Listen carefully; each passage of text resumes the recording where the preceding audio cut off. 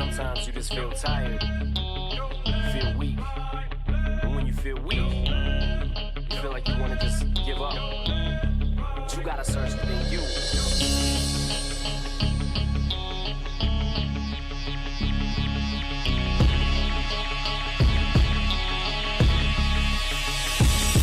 Till I collapse, I'm spilling these raps long as you feel them. To the day that I drop, you'll never say that I'm not killing them. Cause when I am not, then I'ma stop pinning them. And I am not hip-hop, and I'm just not Eminem. Subliminal thoughts when I'ma stop sending them. Women are caught in webs, spinning them. Welcome back to Paws on the Play, Grizzly Sports. I'm Carter Brantner, and I'm joined by my co-host, Haley Bolliard.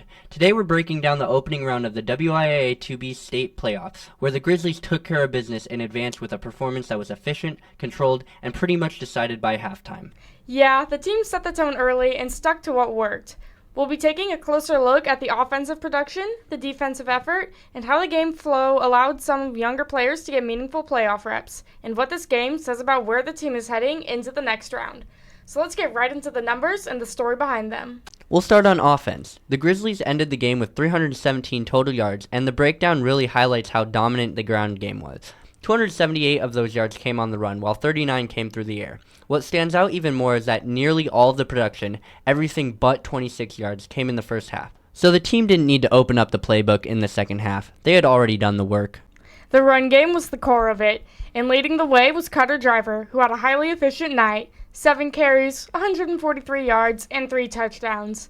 Anytime you're averaging more than 20 yards per carry, you're putting pressure on the defense, and Rainier struggled to handle that early on. Right behind him was Jacob Reimers, who posted 4 carries for 67 yards, another strong performance with big chunks of yardage. And Brad Martin, who did a little bit of everything, added 36 yards on 3 carries and also punched in a touchdown on the ground.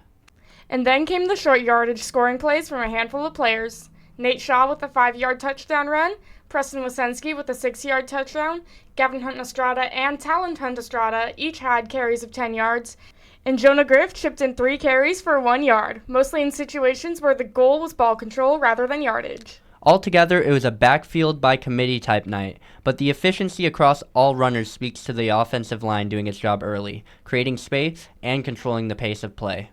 Even though the team leaned heavily on the run, they still mixed in a few passing plays. Brad Martin finished 3 for 4 with 39 yards and a touchdown. Nothing flashy, but clean and purposeful. All 3 completions went to 2 receivers. Dylan Aubrey had both the touchdown grab and another catch, totaling 28 yards, and Nate Shaw added an 11-yard reception. With the run game handling most of the load, the passing game just needed to be efficient. And it was. On Rainier's side, they finished with 95 rushing yards on 28 attempts and 60 passing yards on 6 attempts, with their lone scoring play coming on a touchdown late in the game. And that late score is important to mention in context. About half of Rainier's total yardage came after the Grizzlies put in their JV players for the second half. The coaching staff clearly wanted to protect the starters once the game was well in hand, but also give the younger players a chance to experience a playoff environment. That experience is valuable. Those players stepped in, played with composure, and didn't give up anything that changed the outcome of the game, and it was also encouraging for the depth of the roster moving forward. Defensively, the Grizzlies made their presence felt early. The team recorded 4 interceptions, which is impressive in any playoff game. Jacob Reimers had 2 of them, Preston Winseski added another, and Keaton Schultz grabbed one and took it all the way back for a touchdown. That pick 6 by Schultz was a key moment. It put an exclamation mark on the defensive pressure, and it showed how quickly the Grizzlies can turn defense into points. On top of the interceptions, the defense also recovered a fumble on Rainier's 20-yard line, setting the offense up with excellent field position. And then there's the stat that might be the most telling, 10 tackles for loss. That number really paints the picture. Tackles for loss means you're reading plays well, getting penetration up front, and closing space before offense can respond.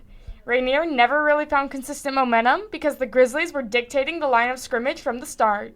Overall, the defense didn't just slow Rainier down. They controlled the pace, took away their options, and forced turnovers that put the team in a favorable position throughout the first half.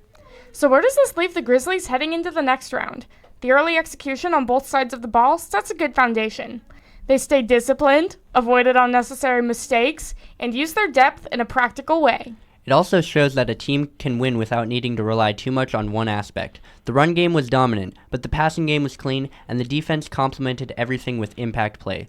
When a team can control tempo that effectively, it gives them options as playoffs get tougher. There's obviously still work ahead, but this opening round performance was about doing what needed to be done and using the opportunity to prepare the whole roster. Alright, shifting gears now. Let's take a look ahead. The Grizzlies will be facing Adna next, a team coming in with an 8-2 record.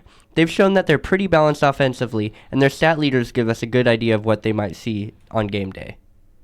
Yeah, Adna isn't a team that relies just on one area. They spread the ball around, especially on the ground, and they've got a couple key players who stand out statistically. So let's break down what the Grizzlies should be prepared for. Let's start with their passing game. The first name that jumps out is Grayson Humphrey, a junior wide receiver.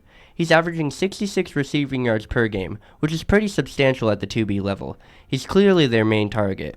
Definitely. He's the guy they go to when they need a big play. And then behind him, they've got Cannon Keffert with about 23 yards per game, and Cash Smith with around 9 yards.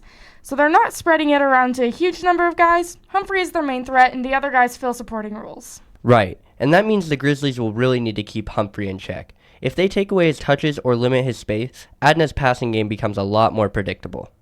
But where Adna really makes their mark is on the ground. Their top running back, Bo Miller, averages 136 rushing yards per game. That's the kind of number that can control a game if you don't get in front of it early. And then right behind him, they've got Rainier Ramirez, who's putting up about 100 yards per game. Having two players near or above the 100-yard mark is rare. It tells you that they really rely heavily on the run, and they trust both backs to carry the load. Exactly. That 1-2 punch could be a big test for the Grizzlies' defensive front. And they've got Caden Richardson adding about 17 yards per game, which means they'll sprinkle in other looks, jet sweeps, motion plays, things that keep the defenses honest. So if you're the Grizzlies, stopping the run has to be priority number one. That means good gap control, staying disciplined, and keeping Adna out of those second and short situations where their playbook opens up. On the defensive side, they don't have huge interception numbers, but they do have two players who've picked off passes this season, Cannon Keffert and Cash Smith. Right, so they're not a heavy turnover defense, but they do have guys who can read plays well and step into passing lanes. Both of those players are two-way starters, so expect them to have big roles in multiple phases. And that fits how Adna plays too. Their goal defensively seems to be limiting big plays rather than going for high-risk turnovers. They want opponents to earn every yard. So when you put all of this together, we're looking at a matchup that's most likely going to be pretty physical. Both teams rely heavily on the run game, both like to control the clock, and both try to minimize mistakes. Yeah, it might come down to who can win the line of scrimmage.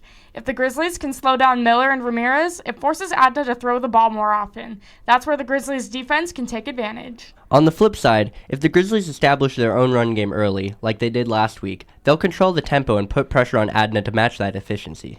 And because both teams like long, sustained drives, turnovers could be huge here. Even one mistake, one short field situation, could swing momentum where possessions are limited. Depth might also matter. Adna plays a lot of two-way juniors. If the Grizzlies can string together a long drive, you might see fatigue become a factor in the second half. All right, Carter. Time for the part people always want to hear. Based on what we've seen from both sides, what's your prediction for this one?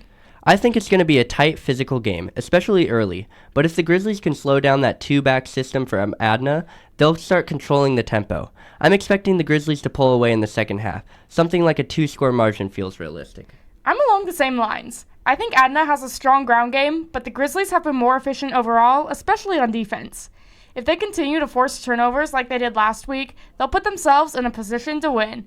I'll go with a competitive first half and the Grizzlies finishing with a solid lead. Either way, it should be a good matchup and a meaningful test heading deeper into the playoffs. That wraps up our Adna preview. We'll have updates and reactions after the game. But for right now, thanks for listening to Paws on the Play Grizzly Sports. We'll see you guys next time.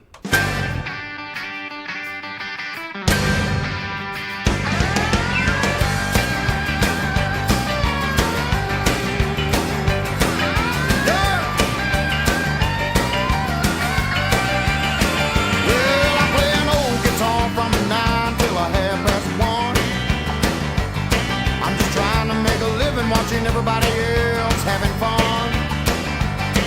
Well, I don't miss much if it happens on the dance hall floor. Mercy, look what just walked.